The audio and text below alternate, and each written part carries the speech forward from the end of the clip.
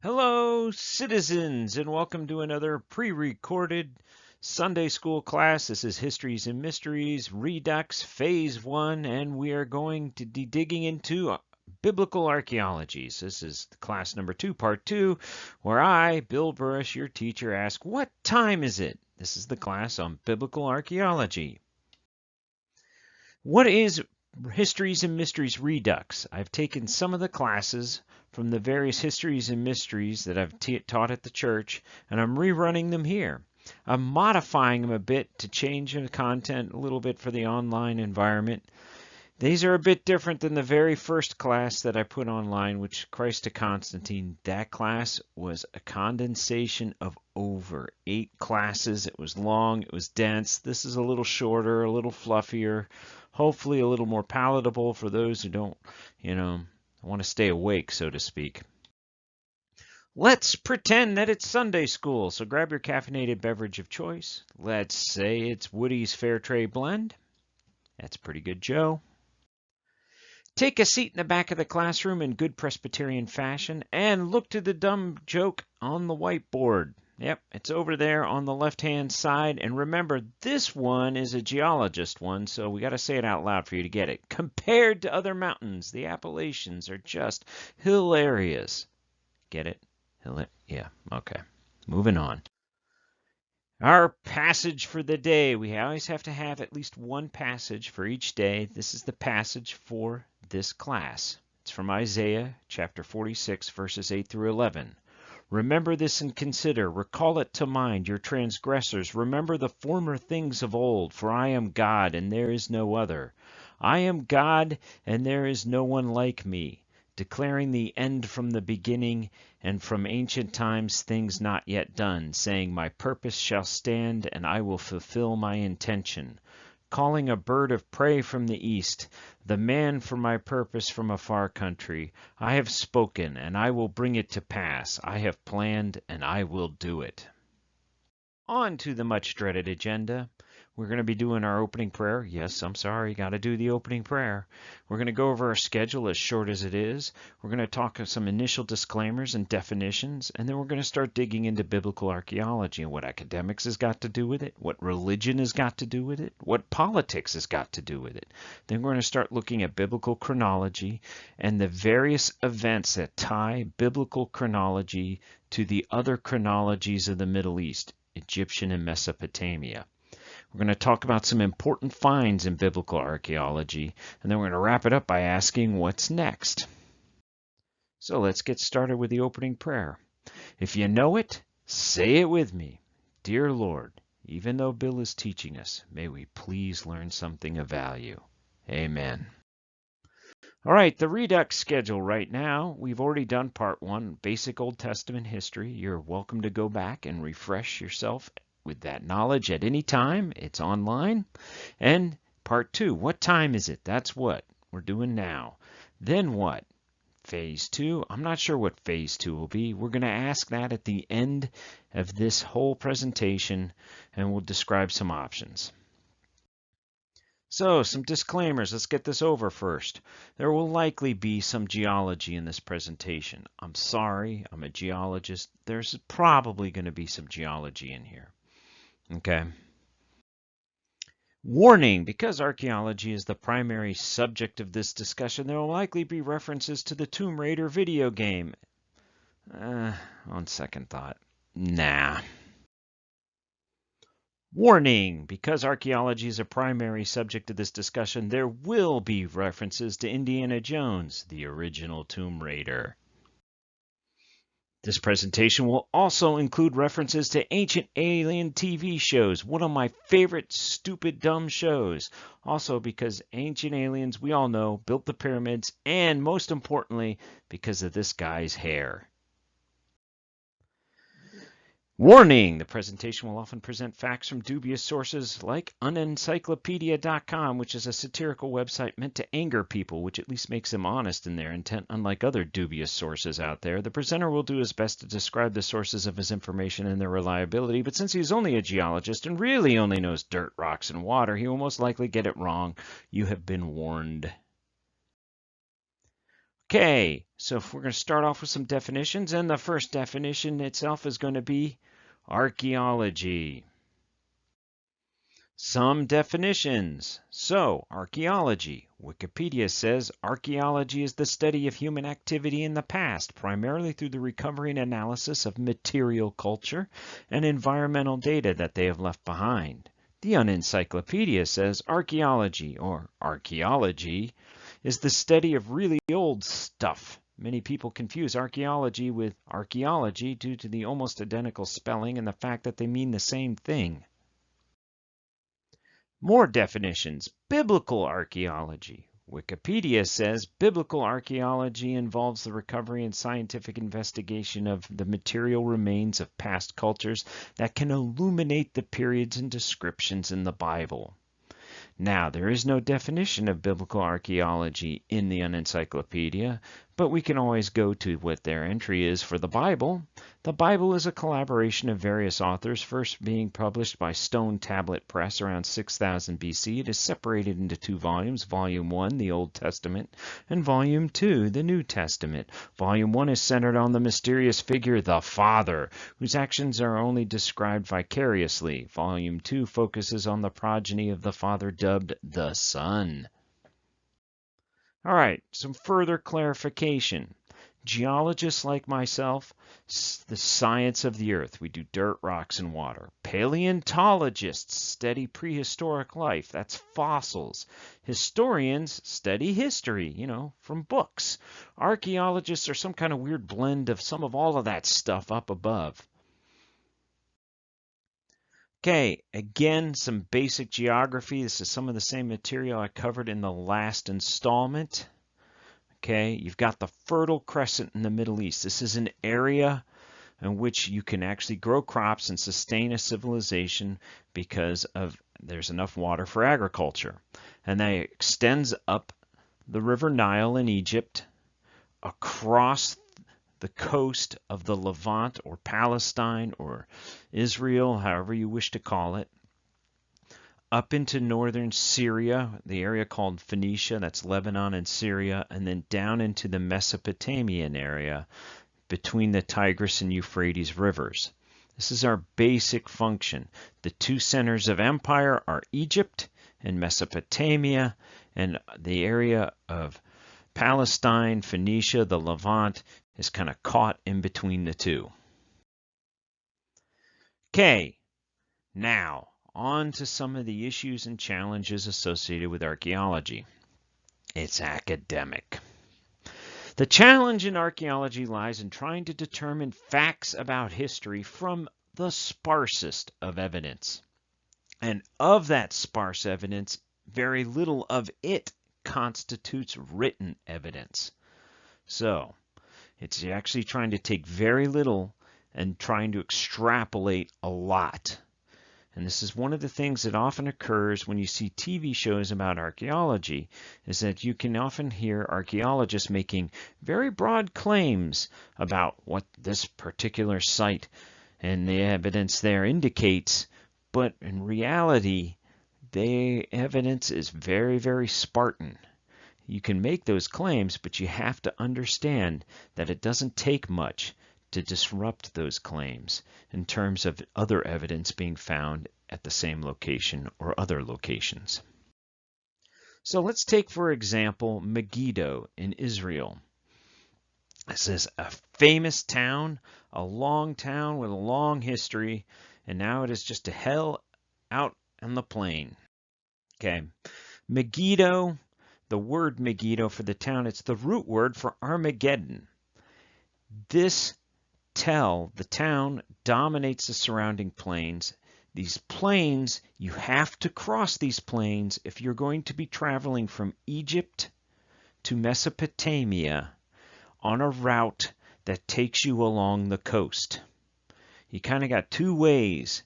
You can go up the Jordan River Valley or you can go along the coast. And this plain, if you're going along the coast, you kind of get forced over towards the east, away from the coast because of some hills, and you go across this plain, and Megiddo dominates this plain. And as a result of its location, there have been numerous battles there.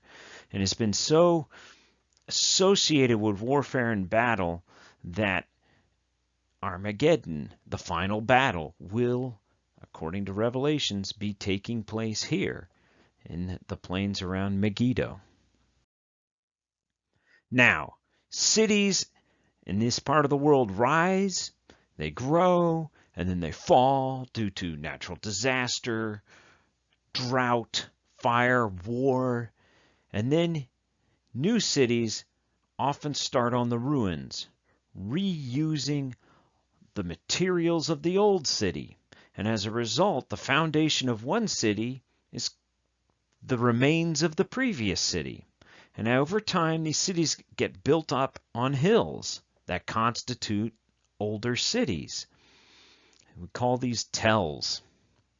Now, when you start picking apart all of this material, you can start working using various artifacts, especially pottery, to get a rough range of dates. But it gets very difficult because as these cities have collapsed and fallen apart and new cities come in and are built on top, there's a sort of jumbling that occurs. People will dig, stuff gets moved from point A to point B, layers get kind of jumbled together, and sometimes it's very difficult to figure out, A, if the pottery is really the age that you think it is, and B, is it really located in the appropriate layer that you think it is. Now, some people tout radioactive isotope like carbon-14 as a great technique to use for dating, but it's also fraught with problems and difficulties, especially carbon-14. For example, carbon-14 is very susceptible to contamination. So, for example, you find an old fire pit in an archaeological site, and there's some carbon there. Ooh, I found a buried fire pit. I can date this fire pit. Well, can you? Maybe some kind of critters have buried through that fire pit at some point of time and left some additional artifacts behind that will contaminate the sample. Maybe this fire pit had been exposed to the atmosphere at a later time and had additional contaminants added. If you add fresher carbon to it, it's going to raise the carbon date. Now, organic material of all type tends to decay. One of the great things about Egyptian and other archaeology in the Middle East is there often occurs in areas that are quite dry, and as a result you might be able to get a hold of some actual documents and organic material that hasn't decayed, especially papyrus scrolls in Egypt.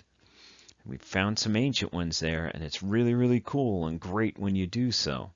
But beyond that, organic material is gone.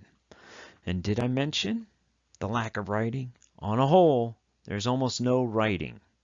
Archaeologists who do work in Egypt and then try to shift to other parts of the Middle East suddenly come to a shocking realization that other civilizations do not cover their walls of their temples with graffiti like the Egyptians do, and suddenly life becomes more challenging to sort out a history. So let's say you find a village, buried ruins of a village, and this is all you've got. All you've got is stones, and you've got to try to figure out what the village was, who, when, and you have no writing, or often no writing that actually provides any real indication. So, from this evidence, can you actually determine what kind of people lived there, the color of their skin, what language did they speak, what their belief systems were when the buildings were built? Now you can make conjectures about all of those things, but you're basing those conjectures on the flimsiest of evidence. Or maybe like the aliens guy, no evidence whatsoever. Archaeology is really hard and often inconclusive. Add to the problems that I've already described the problem with archaeologists. Archaeologists love to dig, but not to publish. They're really, really great about going out. They hunt down money, support my dig. They get grants, they get resources. They pull together a team of students, and out they go and they dig, and they're happy as pigs in pig slop because they hand them a trowel, stick them in a hole, and woo, I'm doing archaeology. But then the grunt work's got to start. After the field work, you got to start writing and publishing your results. I'll go start a different dig. It has been called the dirty secret of Israel archaeology. Digs go on for season after season of excavation without publishing final reports of the results of their work. This is a Biblical Archaeology Society editorial from 2012. So, with all of these problems, archaeologists often look to other academic disciplines to help them with their interpretation of what they're finding there. The biggest one being history.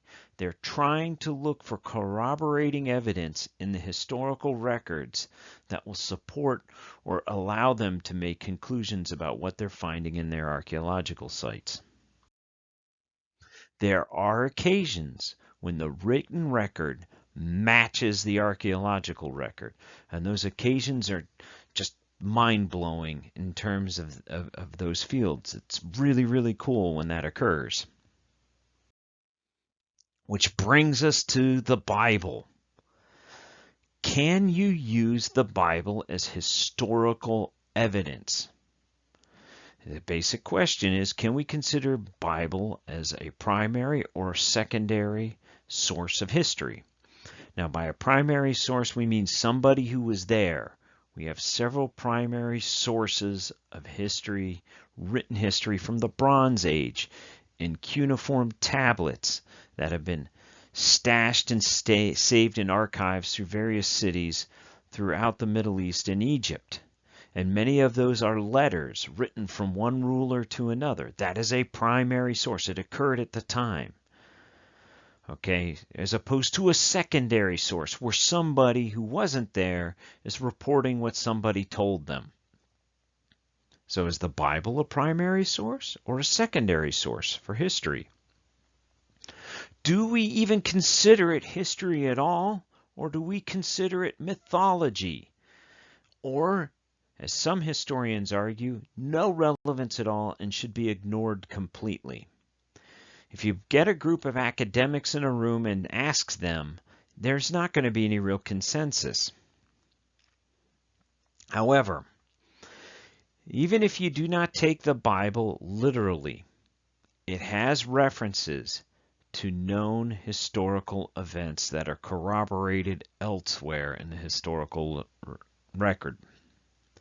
And so most historians will at least look to the Bible to help augment their historical investigations, as do archaeologists. Which brings us to the next complication, religion. There are people out there who are trying to use biblical archaeology as a way to prove the veracity of the Bible, to show that the Bible is true. These tend to be evangelical Christians, and they're hoping that they're going to find direct evidence through biblical archaeology proving that Scripture is correct, and therefore we should all come to Jesus. So, for example, using the Bible to help select actual dig sites. From the Tel El Hammam webpage, which is a tell located across the Jordan River, that is on the east side of the Jordan River, directly across the Jordan River from Jericho, north of the Dead Sea. And is intellectually dishonest to dismiss the Bible as a site selection parameter. There is no doubt that the Bible remains one of the best ancient geographical texts available to archaeologists and historians, and particular interest is generated in certain sites because of potential biblical connections. This is reality. Other historians and archaeologists will go the other way around. Instead of going first to the Bible, they will find something in their archaeology site and then look to the Bible to figure out what it is they found. For example, there's a structure, an architectural structure in Megiddo, a gate structure that appears to also have been set up as a stable and possibly a place to put chariots. This apparent stable and gate structure are almost immediately attributed to King Solomon because the Bible describes King Solomon building a chariot and stable in Megiddo. And so there you go. And that's how that gets done. If the Bible was not there, then maybe somebody would reach a completely different conclusion as to what the structure is. Other historians just completely ignore the Bible, and they just argue right from the fact that you cannot trust anything the Bible says up to the time right before the Babylonian exile. That up to there, it's either mythology or fiction and should not be used or for any type of archaeological or historical investigation. Then there's politics. The fact that now in the political tensions in the Middle East have gotten to the point where there are certain parties within the pro-Israel side who claim their Israelis go back all the way to King David, makes suddenly finding evidence for King David much more important than it ever had been before. The stakes in political terms are very high, says Eric Myers, a religion professor at Duke University in Durham, North Carolina. We have a huge misuse of archaeology by both sides to prove their narrative is more true than others and to justify facts that currently exist on the ground. So let's take a look at an example of the confluence of all of these issues. All right. This is the 1968 archaeology survey, right after the war, where Israel was able to claim the West Bank. So you're already starting right off the bat in a relatively politically hot time. Graduate students from the Israeli universities scanned the hills of the West Bank looking for superficial artifacts. This is what we call a survey. There's no actual digging involved. You just go across the ground. You kind of police scan the ground, looking for actual artifacts on the surface. During this survey, they found very little evidence of early Iron Age settlement. You found evidence of Bronze Age, late Bronze Age. You found evidence of later Iron Age, but nothing from the early Iron Age. The problem is that traditional academic historians place King David and Solomon in the early Iron Age. And according to the Bible, this is like the high point of Israelite civilization. King David and King Solomon had a big, glorious, large, relatively large empire. According to the Bible, parts of the Bible, David's empire stretched all the way from the Euphrates down to the Sinai. And yet you find in the hills of Judea in this time frame almost nothing during the survey. The lack of evidence was then used to support the theory that King David and King Solomon were just figures. They're just legendary figures. They may never have existed at all. Or maybe they were chieftains of pastoral hill tribes and not really great kings. This is, of course, in contradiction to biblical accounts, and those who literally believe the Bible reject this theory. Now, one of the reasons this is also unpopular politically is that it downplays the importance of Israel and their claims on the Holy Land from David's time. So, which of the two parties is right? Was David a great king, or was he just a chieftain of a hill tribe? The hill tribe theory is dancing on the edge of Occam's razor. The idea that the simplest solution is probably the correct solution. However, there are inherent problems with the evidence that's used to support this theory. And that inherent problem is basically it's based off of surface surveys. Only what's found on the surface. There have been many other instances throughout the history of archaeology where, yes, you do a surface survey, but as soon as you start digging, what you find under the ground is completely different than what you're finding above the ground. Also, other people argue that maybe King David and Solomon didn't live in the early Iron Age, but instead were actually living during the late Bronze Age. There's tons of evidence of a large and thriving civilization and population centers during the late Bronze Age. And so maybe those who established that chronology of David and Solomon being in around 1000 BC, maybe they've got that wrong. So who's right? It's almost impossible to tell. Which brings us to the main crux of what I'm trying to all talk about here, and that is, what time is it? When did things occur? So let's look at our traditional biblical chronology. This is the same chronology that I presented in the first installment, the Bishop Ussher type chronology. Creation at 4004 BC, the flood in 2998 BC, Sodom and Gomorrah destroyed around 1850 BC, Joseph's first dream in 1683 BC, Exodus and the crossing of the Red Sea at 1446 BC, David captures Jerusalem 1003 BC, the start of the early Iron Age. Shishak loots the temple. There's a fight.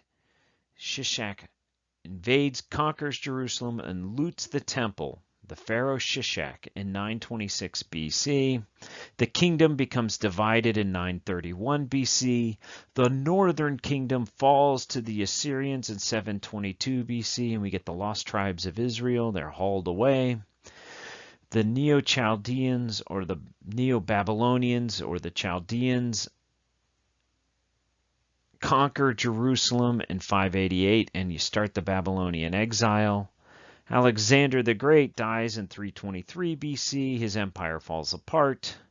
The independent kingdom of Judah under the Maccabees starts in 164 BC, and Herod the Great is born in 79 BC.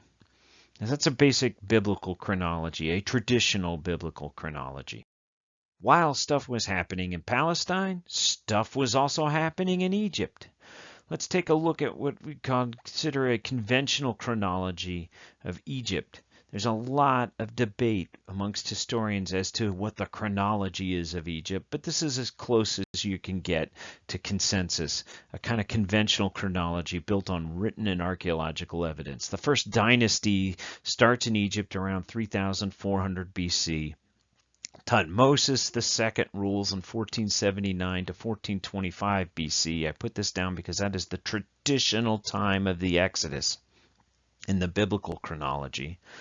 King Tut ruled in 1332 BC, and Sheshonq I, who is what everybody kind of thinks of or associates with Shishak, dies in 933 BC. Egypt then will fall to the Persians in 535 BC. And Egypt is no longer an independent Egypt from that point on. And the other side is Mesopotamian chronology. What I'm presenting here is the conventional or middle chronology, or at least portions thereof. There are other chronologies that historians will hold to. There's a short chronology and a long chronology that kind of shift a lot of these dates around. I've chosen to present here the middle chronology because it's kind of the middle of the road, and sort of, if you're going to get a group of people together and get them to argue out, maybe they'll come to something close to this. So Sargon the Great establishes the first true empire, the Akkadian Empire, in 2270 BC. Hammurabi, the lawgiver, establishes his Babylonian Empire in 1792 BC. The Hittites sack Babylon in 1531. Shalmaneser III, he's an Assyrian, fights the Battle of Karkar in 853 BC. We'll have to remember that. And then Nebuchadnezzar, Nebuchadnezzar, the king during the Babylonian exile, is in 604 BC. So there's two major correlations here. Shishak loots the temple in 926 BC and the Battle of Karkar in 853 BC. Both of these events appear to tie chronologies from outside of the Bible to the chronologies in the Bible. Or do they? As well as the potential anchors, we've also got inconsistencies. The biggest inconsistency is that there is no clear time or candidate for the Pharaoh of the Exodus. I present many classes on this. We did Histories and Mysteries of the Exodus, and we looked at all kinds of alternatives for how to stage the Exodus, who would the candidate be for the Pharaoh of the Exodus, so on and so forth. But right now, there's just no clear time in Egyptian history or in biblical archaeology that establishes a candidate for the Pharaoh or the time of the Exodus. The Merneptah Stele states that Egypt conquered Israel in 1209 BCE. This is the first mention of the term Israel outside of the Bible, is on this stele, where the Pharaoh Merneptah claims that he conquered Israel in 1209 BC. This event is never mentioned in the Bible. And again, for an inconsistency, that pesky lack of archaeological evidence of an early Iron Age kingdom as described for David and Solomon. So how about making a new timeline that makes it all fit? So David Rohl, he's an Egyptologist and historian, built an elaborate system based on the evidence that Ramses, whose nickname was Sisa, is actually the biblical Shishak, and that Shishak is not Shishak. And then he adjusts the two chronologies around this fact, and that puts King Solomon at the height of the Late Bronze Age, where you could find all kinds of evidence in the Levant for elaborate and established civilizations. Current academics, especially Egyptologists, just chuck out this new chronology. They reject it wholesale. They say that the weight of evidence doesn't support it. Evangelical Christian scholars tend to embrace the new chronology, though. So, what have we learned? Archaeology is hard and difficult. It's like a group project from school. Let's look at some other issues. Today's discussion of archaeology finds are all in relation to the Hebrew Testament, and it's the stuff of legends. I have previously mentioned the Merneptah Stele.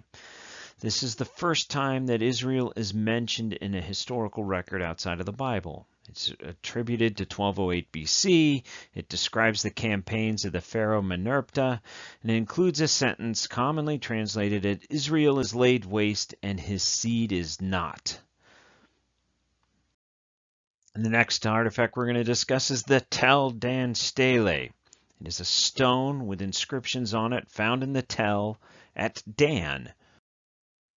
This is likely dated to the 8th century BC, and the text appears to refer to the House of David. This text discusses the enmity between the king of Damascus and the House of David during apparently the 8th century. Now, a lot of discussion has occurred regarding, is this an authentic artifact? Is the translation correct? Is the age correct? And there's a tremendous amount, and the amount of debate and the vehemence of the debate is just astronomical. Why? Because it's considered by some to be proof that David actually existed. No, not David Tennant. No, not that David either. No, not those Davids. Those guys are, yeah, somebody else. No, we're talking about King David, which brings us to the city of David, which if you look in the modern city of Jerusalem, south of the Temple Mount is an area called the City of David. This is associated with the Iron Age or Jebusite city that David conquered and then established, called the City of David from thence on.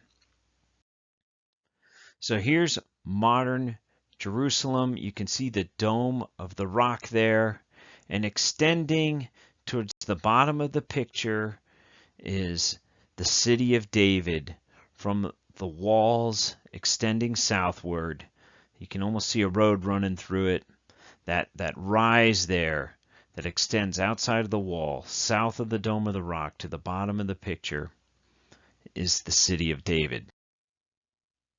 This is an artist's interpretation of what the City of David would have looked like. So David shows a palace for David that he built for himself and the first temple up at the top of the hill. The foundations of that palace or possible palace had been found in the city of David. And this has been a great source of controversy because this is traditionally a Palestinian area of the city. And there are many of the Jewish Israeli contingent part of the world want to establish an archaeology park here, which has caused a lot of controversy. The establishment of the park and the interpretation that what you're looking at are the foundations of David's palace. The next find we want to talk about is the Bubastite portal. These are a set of inscriptions on the temple wall of Karnak. They are traditionally dated to 925 BC, and these describe the conquests of the pharaoh Shoshank I. Remember? He's the guy we associated with Shishak as described in Chronicles, chapter 12, verses 1 through 12. So, here's 2 Chronicles 12, verses 3, 4, and 9. With 1,200 chariots and 60,000 horsemen and innumerable troops of Libyans, Sukkites, and Cushites that came with him from Egypt, he captured the fortified cities of Judah and came as far as Jerusalem. When Shishak, king of Egypt, attacked Jerusalem, he carried off the treasures of the temple of the Lord and the treasures of the royal palace. He took everything, including the gold shield Solomon had made. The Bubastite portal, because it actually describes that conquest, has become one of the cornerstones for establishing that traditional biblical chronology. The Mesha stele, found in Moab, in the Jordan, traditionally dated around 840 BC. It relates how King Mesha made his own god Chemosh very angry. As punishment, he was subjected by King Omri of Israel, and then after a time he regained his kingdom's freedom from Omri. Omri is mentioned in the book of 1 Kings. He essentially took the crown of the northern kingdom of Israel via coup. Many scholars think he was actually a mercenary who kind of stole the throne. He's the father of that lovely favorite king of ours, King Ahab. Ahab is specifically mentioned in the Kirk monoliths. These are giant stone monoliths with inscriptions on them detailing the rule of Shalmaneser, a great Assyrian king or emperor. Assyria was one of the great empires of the time, and their military tactics were ruthless. I often told my senior high school students, who were the Assyrians? The Assyrians were the badasses. Okay. This text specifically mentions King Ahab and Israel, the northern kingdom of Israel, as part of a confederation of small countries that were defeated by the Assyrians at the Battle of Karkar. That battle is traditionally dated to 850 BC. This is one of the few places where you actually find somebody's name from outside the Holy Land and discusses a specific event. And as a result, this has also become another anchor point in establishing biblical chronology. Then we have the Black Obelisk. This is another Assyrian inscription dated traditionally to 824 BC. The obelisk depicts King Jehu of the northern kingdom of Israel paying homage to King Shalmaneser III. The rule of King Jehu is discussed in the Book of Kings. Read all about it. Now, from this point on, we're leaving the realm of legend and myth, according to some historians. After this point, around 588 BC, Jerusalem fell to the Neo-Babylonians or the Chaldeans. That's King Nebuchadnezzar and his lot. And almost everybody agrees that from this point on, the Bible can be used or relied upon as at least a secondary source for history. And with that, we're going to end. Whoops! Oh, there's no geology. Well, here's a picture of a cat instead. Whoa! Wait! We're not done yet. We got to talk about some options for our next classes. So I've got some sidebar episodes I can put up. For example, I have something on looking for leakers, the hunt for Noah's Ark. I've also got a section on looking for the other ark, that is the Ark of the Covenant. And then the classes that I've taught under the Histories and Mysteries section included Histories and Mysteries of Genesis, Histories and Mysteries of Exodus. We took a look at the historical Jesus. We actually took a look at the Crusades. So if you want to look into any of those or have me go back and redo some of those, let us know. Or we can always reintroduce story time with the environmental curmudgeon and start going on to environmental side topics like we've done in the past, trying to tie stewardship of creation and the Earth Forum and the other missions of the church into Sunday school. Let us know of your preference, and thanks for putting up with us. Thanks. See you at church when we finally have church. Right. Bye.